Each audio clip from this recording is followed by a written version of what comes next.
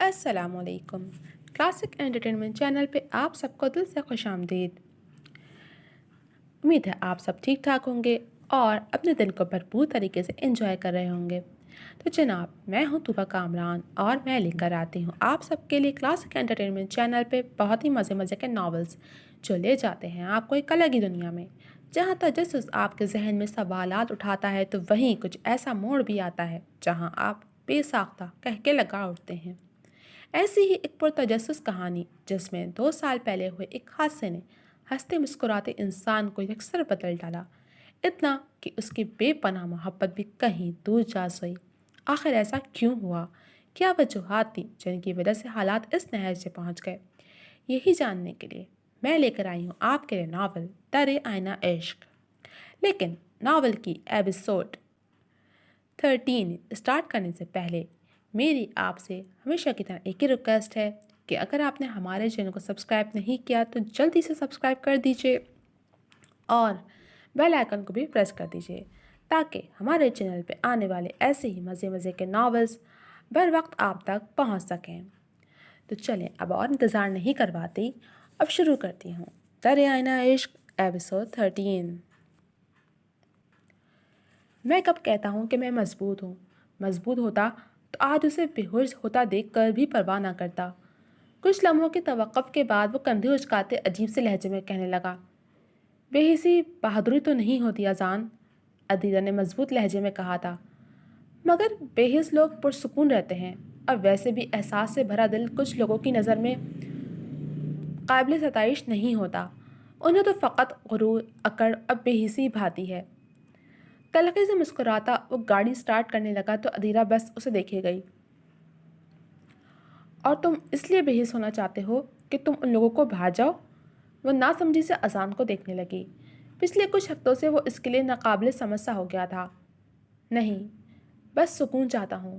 حساس ہونے نے جو بے سکونی اور اذیت مجھے بخشی ہے، بس اس سے نجات پانا چاہتا ہوں، وہ بے تاثر لہجے میں کہتا گاڑی ہاسپٹل کی پارکنگ سے نکالنے لگا تھا۔ یہ اذان لاشاری پہلے کہاں تھا؟ عدیلہ نے اپنے ذہن میں اٹھتا سوال پوچھ لیا۔ اصل اذان لاشاری تو کہیں ہے ہی نہیں۔ خیر، یہ بے مقصد گفتگو ہے۔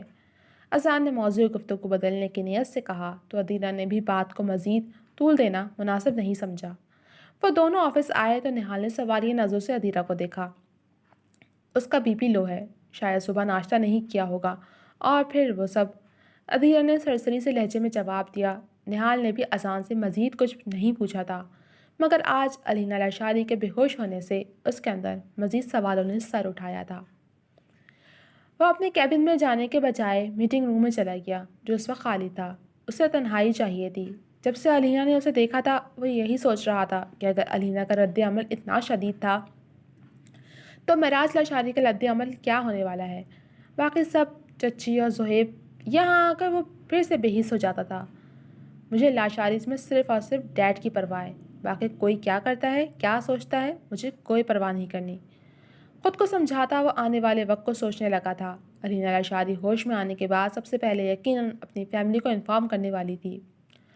علینہ کو ہوش آیا تو اس کی نظروں میں ایک بار پھر بے ہوشی سے قبل کا منظر گھوم گیا۔ اذان؟ وہ ایک جھٹکے سے اٹھ بیٹھی تھی۔ دیکھیں، آپ لیٹی رہیں، آپ کی طبیعت اب بھی پوری طرح ٹھیک نہیں ہے۔ پاس کھڑی نرس جو اس کی ڈرپ میں انجیکشن ڈال رہی تھی اسے اڑتا دیکھ کر کہنے لگی، اذان کہاں ہے؟ علینہ نے اپنے ہاتھ میں لگی ڈرپ کو کوفت بھرے انداز میں دیکھتے ہوئے استفسار کیا۔ اسے اندازہ تھا کہ اس کے ساتھ کیا ہوا ہے۔ آپ کس کی بات کر رہی ہیں؟ نرس نے ناسمجھی سے سوال کیا تھا۔ مجھے یہاں کون لایا تھا؟ علینہ نے بگڑتے موڈ کے ساتھ سوال کیا۔ اسے جلد سے جلد اذان اپنے سامنے چاہیے تھا۔ مسٹر آہن لائے ہیں آپ کو؟ نرس نے جواب دیتے علینہ کو کندھوں سے تھام کر لٹایا تھا۔ آہن نہیں ہے وہ، تیز لہجے میں کہتی وہ نرس سے زیادہ جیسے خود کو آگاہ کر رہی تھی۔ نرس نے ناسمجھی سے اسے دیکھا تھا۔ اینی وے، کہاں ہے مسٹر آہن؟ کچھ سوچ کر علینہ نے پھر سے سوال کیا۔ وہ تو آپ کو چھوڑ کر واپس چلے گئے۔ نرس کی بات پر علینہ کے چہرے پر بے یقینی سے چھا گئی۔ بھلا ایسا کیسے ہو سکتا تھا کہ اذان اسے اس حال میں تنہا چھوڑ کر چلا گیا؟ البتہ ان کے بھائی یہیں ہیں، میں انہیں بلاتی ہوں، وہ آپ کے ہوش میں آنے کا انتظار کر رہے ہیں۔ نرس کہہ کر باہر کی جانب چل پڑی، جبکہ علینا بے صبری سے ٹرپ کے ختم ہونے کا انتظار کرنے لگی، جو اسے اس وقت اپنے راستے کی سب سے بڑی رکاوٹ معلوم ہو رہی تھی۔ نرس کی اطلاع دینے پر عارض اندر آیا تو سامنے بیٹھ پر نیم دراز علینا اسے دیکھ کر پھر بیٹھ گئی۔ اذان کہاں ہے؟ علینا نے ماتھے پر بل ڈالتے ہوئے استفسار کیا تھا۔ وہ احن بھائی، احن نہیں، اذان ہے وہ، ترش لہجے میں علینا نے نرس کی موجودگی کی پرواہ کیے بغیر پھر سے اسے اذان کہا تو نرس نے عجیب نظروں سے اسے دیکھا اور پھر اپنے کام میں مصروف ہو گئی۔ عارض کنکھیوں سے کچھ فاصلے پر کھڑی نرس کو دیکھنے لگا، جو اپنا کام ختم کر کے واپس جانے کی تیاری میں تھی۔ کیوں تم لوگ اسے احان کہتے ہو؟ وہ اذان لاشاری ہے، سنا تم نے؟ اب کی بار علینا نے اپنا لہجہ قدرے نارمل کیا، جس پر عارض فقط اس بات میں سر ہلا گیا تھا۔ کیا اور کیوں کا جواب آپ کو انہی سے ملے گا۔ عارض نے سنجیدگی سے جواب دیا تھا۔ تم جانتے تھے؟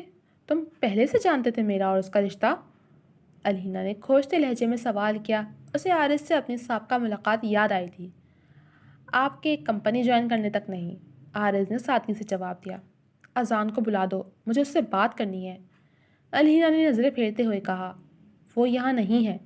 عارض کے جواب پر علینا کے ماتھے پر بل پڑے۔ وہ مجھے ایسی حالت میں چھوڑ کر نہیں جا سکتا۔ کال ہم رائٹ ناؤ، علینا نے حکمیہ لہجے اور قدرے بلند آواز میں کہا۔ وہ ابھی نہیں آ سکتے، عارض نے مضبوط لہجے میں کہا۔ وہ نہیں آ سکتا تو مجھے اس کے پاس جانا پڑے گا، نرس سے کہو میری ٹرپ اتار دے۔ علینا نے بیڈ سے اٹھنے کی کوشش کی۔ دیکھیں پلیز، آپ بیٹھی رہیں، آپ کو ابھی ریسٹ کی ضرورت ہے، عارض نے اس کی جانب آتے ہوئے قدرے بے بسی سے کہا۔ مجھے ابھی اذان کے علاوہ کسی چیز کی ضرورت نہیں ہے، سنا تم نے؟ علینا نے ایک ہاتھ سے اپنے بکھرے بال سمیٹتے ہوئے کہا اور قریب پڑی بیل بجانے لگی تاکہ نرس کمرے میں آ سکے، جبکہ عارض بس سر نفی میں ہلا کر رہ گیا۔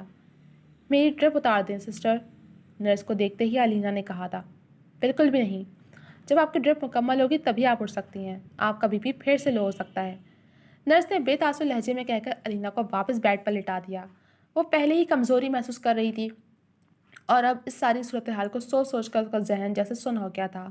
اذان یہاں کیوں تھا؟ یہاں سب اسے احان کیوں کہہ رہے تھے؟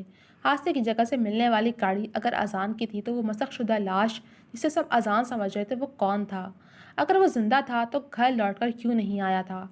پوسٹ مارٹم رپورٹ میں اس لاش کے اذان لاشاری ہونے کا ثبوت تھا، اور پھر وہ اسے وہیں چھوڑ کر تو گئی تھی۔ اپنی آخری ملاقات میں جو ہوا تھا وہ ایسے نہیں ہونا چاہیے تھا۔ جو اب تک وہ سمجھتی آئی تھی سب اس کے برعکس کیسے ہو گیا تھا؟ یہ سب وہ سوال تھے جو علینا کے ذہن میں گردش کر رہے تھے، مگر جواب صرف اذان کے پاس تھے جو خود اس علینا سے دور تھا۔ وہ میٹنگ روم میں کرسی پر جھولتا، آنکھیں موندے سر کرسی کی پشت سے ٹکائے گہری سوچوں میں غرق تھا۔ دونوں کوہنیاں کرسی کے آرام ریسٹ پر رکھے انہیں باہم پیوس کیے ہوئے تھا، جب دروازے پر دستک دیتا ایک امپلائی اندر آنے کی اجازت طلب کرنے لگا۔ کم ان، آنکھیں کھولتے ہوئے سیدھا ہو بیٹھا۔ اہن سر، یہ علینا میم کا فون ان کے کیبن میں تھا، اس نے علینا کا فون اذان کی جانب بڑھاتے ہوئے کہا تو اس نے ایک کھولتی ہوئی استفہامیہ نگاہ اس پر ڈالی تھی۔ سر کافی دیر سے بج رہا تھا تو مجھے لگا آپ کو دے دینا چاہیے، وہ نظر چراتے ہوئے وضاحت دیتا کہنے لگا۔ اور آپ کو ایسا کیوں لگا؟ جانتے بوجھتے ہوئے بھی اس نے ماتھے پر بل ڈال کر اس کی جانب دیکھتے الفاظ چبا چبا کر ادا کیے تھے۔ وہ سر، مقابل سے جواب نہیں بن پایا۔ ایک یہی وجہ تھی جو اذان علینا لاشادی کو اس آفس میں نہیں دیکھنا چاہتا تھا۔ فون یہاں چھوڑ کر آپ جا سکتے ہیں، بے لچک انداز میں کہتے اس نے سامنے ٹیبل کی جانب اشارہ کیا تو وہ شخص اس کے قریب فون رکھتا پلٹ گیا۔ میٹنگ روم سے نکل کر اس نے ایک گہرا سانس خارج کیا تھا۔ اس شخص کے جاتے ہی اذان ایک سرسری نظر ٹیبل پر پڑے فون پر ڈال کر سر واپس کرسی کی پشت سے ٹکانے لگا تھا جب فون ایک بار پھر بج اٹھا اور اسکرین پر جلتا بجھتا لفظ ڈیڈ اس کی توجہ کا مرکز بنا تھا۔ معراج لاشاری کا گریسفل چہرہ اسکرین پر جگمگاتا اذان لاشاری کو بے چین کرنے لگا تھا۔ گزشتہ 2 سالوں میں ان کی طبیعت کے متعلق وہ کافی کچھ سن چکا تھا اور اس کی موت کی خبر پر ان کے رد عمل کے بارے میں بھی کسی حد تک وہ جانتا تھا۔ فون ایک بار پھر بجا تو دل نے ان کی آواز سننے کی فرمائش کر ڈالی تھی، وہ جو اسے بے حد عزیز تھے۔ وہ گزشتہ 2 سالوں سے اس کے فراق میں رنجیدہ تھے۔ اس نے ہاتھ فون کی جانب بڑھایا مگر پھر کچھ سوچ کر رک گیا۔ وہ ایسے فون پر ان سے بات کر کے انہیں کسی قسم کا شوق نہیں دینا چاہتا تھا۔ فون کافی دیر بجنے کے بعد بند ہو چکا تھا۔ अब उसके जहन में यही सोच गर्दिश करने लगी थी कि अलीना के किसी को आगाह करने से कबल ही उसे अपने तौर पर अपना सच महराज लशारी तक पहुंचाना होगा। ड्रिप ख़त्म होते होते सुकून आवर अद्वियात ने उसे ग़ुनूदगी में धकेल दिया था। जब उसकी आंख खुली तो शाम के 6 बज चुके थे। वो सख्त खौफ का शिकार हो रही थी और आरिज और नर्स के कहने के बावजूद हॉस्पिटल रुकने को नहीं मानी थी। अपनी सेहत को फरामोश करते उस पर अजान के पास जाने की धुन सवार थी। देखें, आपकी तबीयत ठीक नहीं है, आप ट्रैवल नहीं कर सकती। आरिज ने एक बार फिर उसके रास्ते में हायल होते हुए कहा, इतनी बीमार नहीं हूँ कि ऑफिस तक ना जा सकूँ और तुम्हें फिक्रमंद होने की ज़रूरत नहीं है। अलीना ने उकताए हुए लहजे में कहकर कदम आगे बढ़ा लिए।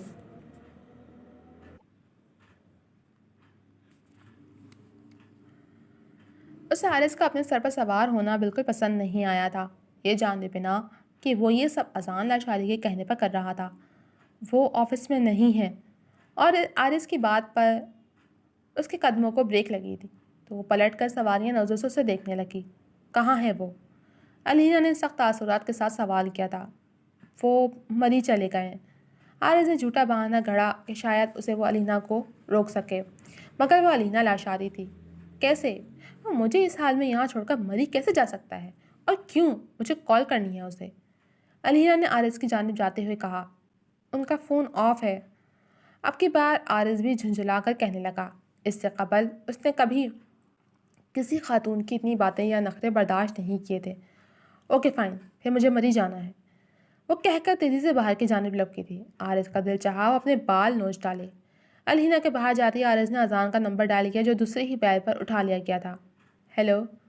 अजान जो घर जाने के इरादे से ऑफिस से निकला था, आरिस की कॉल आने पर गाड़ी की जानिब बढ़ते कदम थमे थे। यार, कैसे बर्दाश्त करते रहे हैं आप इनको? आरिस ने चिढ़कर कहा था।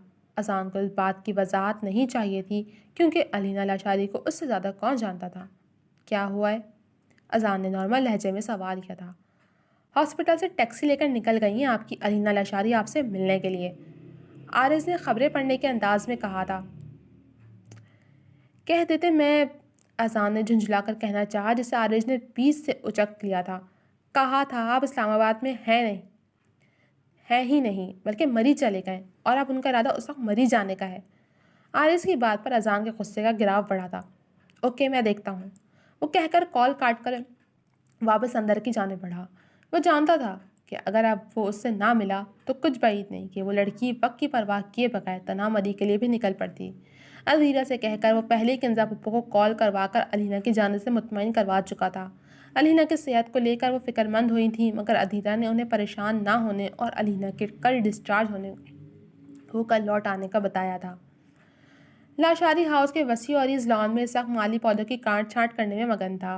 लॉन के दरमियान में रखे मार्बल के मेज़ के गिर्द पड़ी आरामदेह कुर्सियों पर शान से विराजमान महराज लाशारी इस वक्त अपने सामने खोली किसी फाइल पर नज़र जमाए हुए थे और सामने कुर्सी पर खूबरू सा आवेज़ अय्यूब बैठा उनसे आने वाले प्लान्स डिस्कस कर रहा था।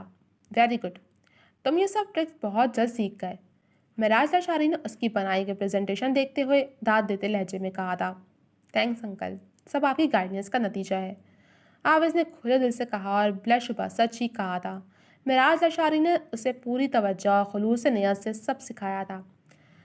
गाइडेंस के साथ तुम्हारी लगन भी तो थी, वरना मैं तो ज़ुहैब को भी गाइड करता रहा हूँ जिससे मेरी किसी बात का असर ही नहीं होता। तासुफ भरे लहजे में कहते महराज लाशारी ने आगे होकर अपने हाथ में थामी फाइल बंद करके टेबल पर रख दी थी। फिक्र मत करें अंकल, उसे थोड़ा टाइम दें, आई होप वो समझ जाएगा, आवेज़ ने महराज लाशारी को तसल्ली देते हुए कहा, जिस पर वो फ़कत सर हिलाकर रह गए थे। वो लोग मज़ीद आइडियाज़ डिस्कस कर रहे थे जब अचानक गेट से एक जदीद मॉडल की सिल्वर रंग की गाड़ी अंदर दाखिल हुई और ड्राइववे पर रुकते ही उसमें से शानदार सा ज़ुहैब लाशारी बरामद हुआ था। हेलो डैड, गाड़ी से निकलकर वो उन दोनों की जानिब आता कहने लगा और साथ ही एक नापसंदीदा निगाह आवेज़ की जानिब उछालना नहीं भूला था। हेलो, कैसे हो बेटा? महराज लाशारी ने खुजली से उसे देखते हुए कहा था, जो उन्हें कम ही देखने को मिलता था। पिछले 4 दिन से वो सिंगापुर से लौट आया था, मगर ज़्यादातर वो घर से ही बाहर रहता था। हेलो ज़ुहैब, आवेज़ ने उसे देखकर मुसाफिर के लिए हाथ बढ़ाया जिसे सामने वाले ने यकसर नज़रअंदाज कर दिया और ये बात महराज लाशारी के माथे पर बल लाने की वजह बनी थी। तबीयत कैसी है आपकी डैड? باپ کی کرسی کے پیچھے کھڑے ہوتے اس نے دونوں ہاتھ ان کے کندھے پر رکھ کر محبت بھرے لہجے میں استفسار کیا تھا۔ آئی ایم فائن، تم بتاؤ، مل گئی فرصت گھر آنے کی؟ انہوں نے سنجیدگی سے جواب دینے کے ساتھ ہلکا پھلکا شکوہ بھی کر دیا۔ اب پورا ویک یہیں آپ کی آنکھوں کے سامنے رہوں گا اور آفس بھی آؤں گا، آئی پرومس۔ زہیب نے ان کے قریب بیٹھتے ہوئے انہیں یقین دلانا چاہا۔ اس کے جواب نے دونوں افراد کو حیران کیا تھا۔ معراج لاشاری کو تو لگا تھا جیسے ان کی فریاد اللہ کے دربار تک پہنچ ہی گئی تھی۔ یہ تو بہت اچھی بات ہے، معراج لاشاری نے خوشی کا اظہار کرتے ہوئے کہا تھا۔ سب کے لیے نہیں ڈیڈ، ایک جتلاتی نظر آویز پر ڈال کر اس نے زو معنی انداز میں کہا، مگر آویز کو ان باتوں سے فرق نہیں پڑتا تھا۔ انکل آئی تھنک میں اب چلتا ہوں، باقی کی ڈسکشن کل آفس میں کریں گے۔ آویز اجازت طلب لہجے میں کہتے ہوئے اٹھ کھڑا ہوا تو معراج لاشاری نے بھی سمجھتے ہوئے سر اس بات میں ہلا کر اس سے ہاتھ ملاتے اسے جانے کی اجازت دے دی تھی۔ پاپا، آپ نے اذان کے جیسے ان لوگوں کو سر پر کیوں چڑھا رکھا ہے؟ انکل سیریسلی سر کہنا چاہیے اسے۔ زہیب نے آویز کو دور جاتا دیکھ کر باپ سے شکایت کی تھی۔ آفس میں وہ سر ہی کہتا ہے، اور آفس کے علاوہ میں نے خود اسے انکل کہنے کو کہا ہے۔ وہ میرا امپلائی ہی نہیں، میرے اذان کا سب سے گہرا دوست بھی ہے۔ معراج لاشاری نے دو ٹوک لہجے میں جواب دیا، جس پر زہیب خاموش ہو گیا تھا۔ اس میں مجھے میرے اذان کی جھلک نظر آتی ہے، معراج لاشاری نے کسی غیر مرئی نقطے کو دیکھتے ہوئے کہا تھا۔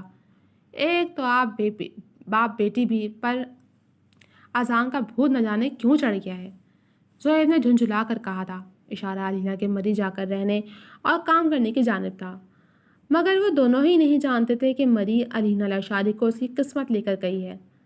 علینا سے بات ہوئی تمہاری؟ صبح سے کال کر رہا ہوں اسے۔ معراج لاشاری نے اس کی بات کو یکسر نظر انداز کرتے ہوئے علینا کے متعلق پوچھا تھا۔ نہیں، کال کی تھی مگر اس نے پک نہیں کی۔ کچھ دنوں تک خود جا رہا ہوں مری، اسے اپنے ساتھ لے کر ہی آؤں گا۔